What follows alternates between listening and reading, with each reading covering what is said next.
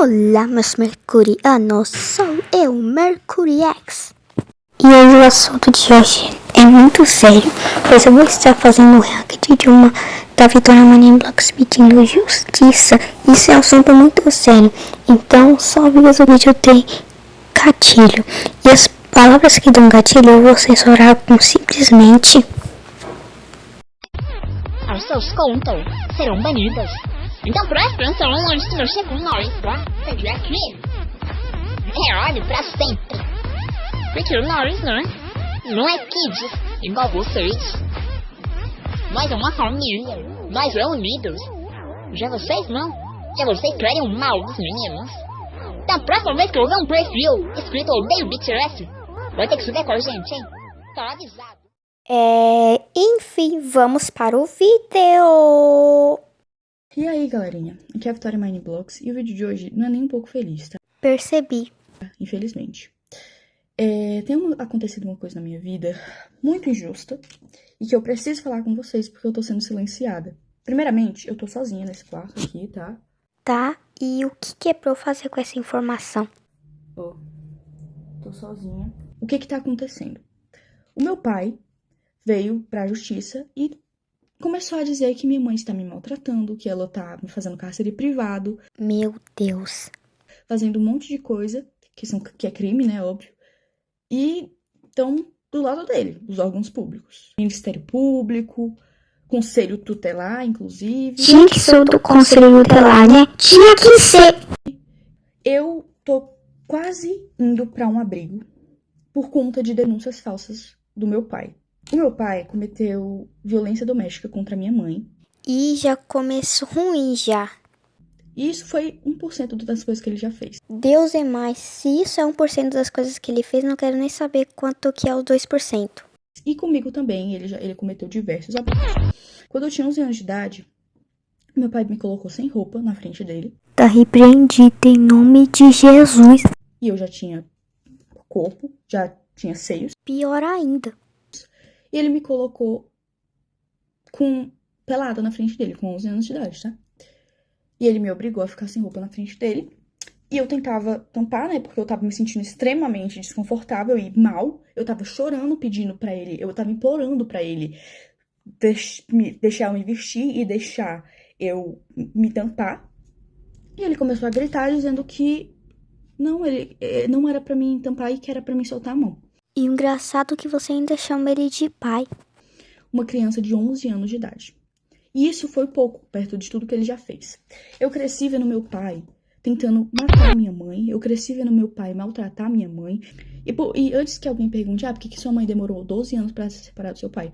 Porque ele ameaçava matar os meus avós, que são os pais da minha mãe. Nossa, e pior que eu vi as pessoas falando que ele é um lobo em pele de cordeiro, que ele é um monstro, mas isso é muito pouco. Esse cara é o capeta. Muita coisa aconteceu. Enquanto a minha mãe trabalhava, ele ficava trazendo um monte de pessoas pra dentro de casa. Eu ficava sozinha com ele e ele trazia uns amigos dele pra dentro de casa, com uma criança, menina dentro de casa. Gente, executa esse cara, pelo amor de Deus. E ele já chegou a quebrar computadores no soco. Ele já chegou a quebrar muitas coisas. Nossa, que desperdício. Ele quebrava prato, quebrava um monte de coisa. Vidro, pote, ele quebrava tudo tacando na parede, querendo causar medo em mim, na minha mãe. Ele ficava, quando eu usava regatinha assim, e vinha o detalhezinho. Eu não sei do que você tá falando. Ele ficava fixado naquela blusa, ficava olhando como se eu fosse um objeto. É nojento. Nossa, esse seu pai aí é muito nojento. A níveis, assim, exorbitantes, tá? E o que mais me revolta é que os órgãos públicos não acreditam na minha palavra e na da minha mãe.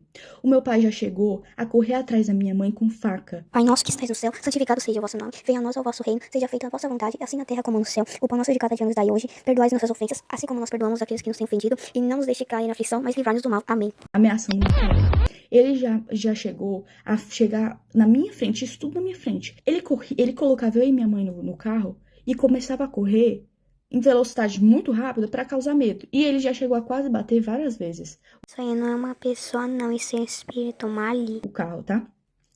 Então, assim, ele tá denunciando a minha mãe, dizendo que ela tá me maltratando, que ela é uma péssima pessoa, uma péssima mãe. Sendo que tudo que ele tá denunciando a minha mãe é coisas que ele fez. Porque ele cometeu os crimes. Ele que me abusou. Ele que me colocava contra a minha mãe, tá?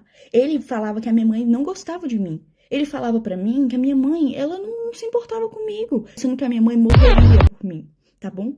A minha mãe faria de tudo, e ela faz de tudo por mim.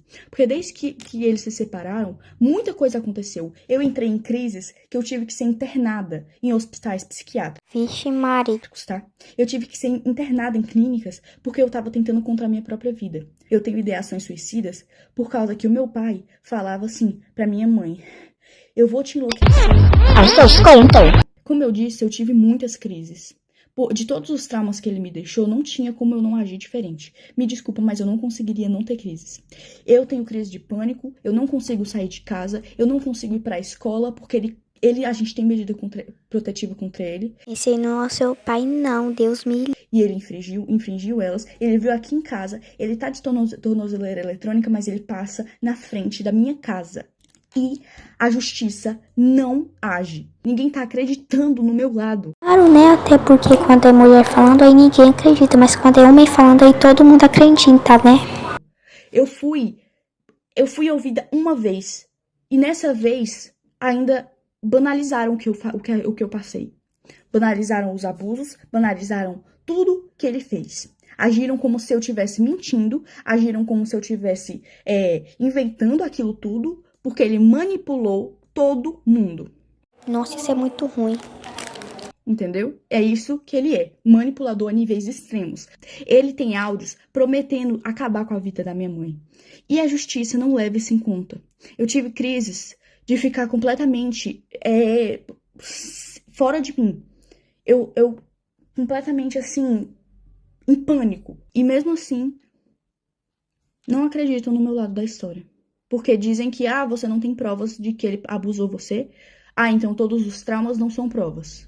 Porque a gente, enquanto estava sendo abusado, o que a gente ia fazer? A gente ia pegar um celular e começar a gravar pra ele matar a gente na mesma hora? Concorda. Nunca fui, mas eu concordo. Eu acho que ninguém tá entendendo aqui da justiça daqui da minha cidade, que eu moro em Tianguá, Ceará. E eu quero denunciar o Conselho Tutelar. Porque ninguém tá dando voz às vítimas de verdade, estão dando voz ao abusador. Entendeu? Porque o Conselho Tutelar dá informação pra ele, porque ele já foi motorista do Conselho Tutelar daqui de Tianguá. E ele tem essas amizades. E falam pra ele as coisas do processo que ele não poderia saber. Ele foi na minha escola, mesmo tendo medida protetiva. A minha mãe tenta ao máximo não falar como tá o processo, porque isso já me deu diversas crises. Um oficial de justiça veio na minha casa porque ele pediu pra tirarem a O motivo de eu não estar mais reagindo é porque eu não sei como reagir pra isso. Cara, isso é muito ruim. Melhoras pra você, Vitória. medida protetiva. Por que ele quer que a gente tire a medida protetiva?